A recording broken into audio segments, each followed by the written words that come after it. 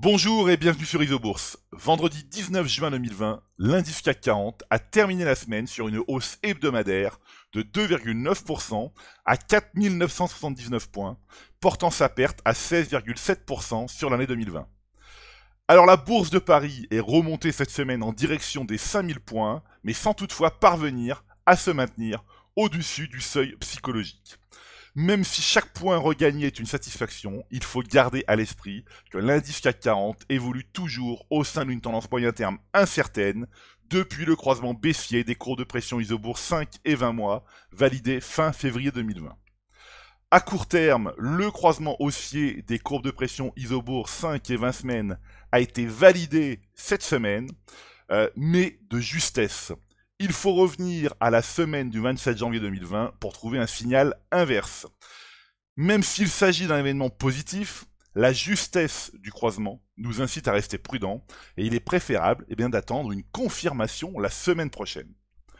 Aux États-Unis, même si l'indice S&P 500 ne perd plus que 4,1% sur l'année 2020, il évolue lui aussi toujours dans une tendance moyen terme incertaine depuis le croisement baissier des courbes de pression Isobourse 5 et 20 mois validé fin février 2020.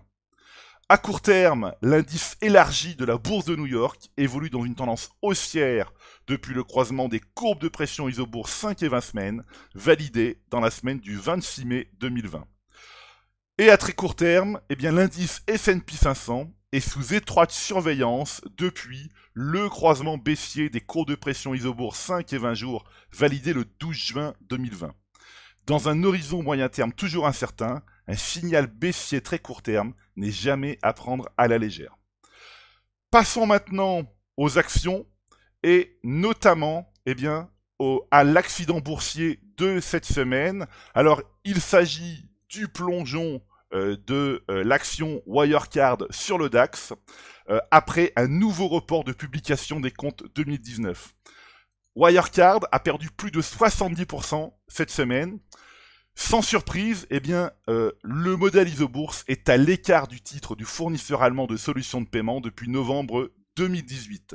On ouvre le graphique, et voilà, depuis novembre 2018, croisement baissier des courbes de pression Isobourse 5 et 20 mois. Alors cet événement est une nouvelle occasion de rappeler que rester à l'écart des tendances majeures baissières est un principe de bon sens.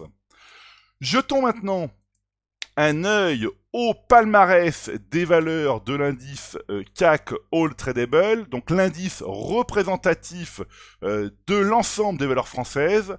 Alors cette semaine, les deux plus fortes hausses de l'indice CAC All Tradable sont la biotech Inventiva et le spécialiste français de l'hydrogène McPhy Energy. Alors bravo aux utilisateurs Isobourse qui sont en position sur ces valeurs, deux valeurs détectées par le logiciel Isobourse en décembre 2019 pour Inventiva et en janvier 2020 pour McPhy Energy. Alors on va le vérifier tout de suite sur les graphiques.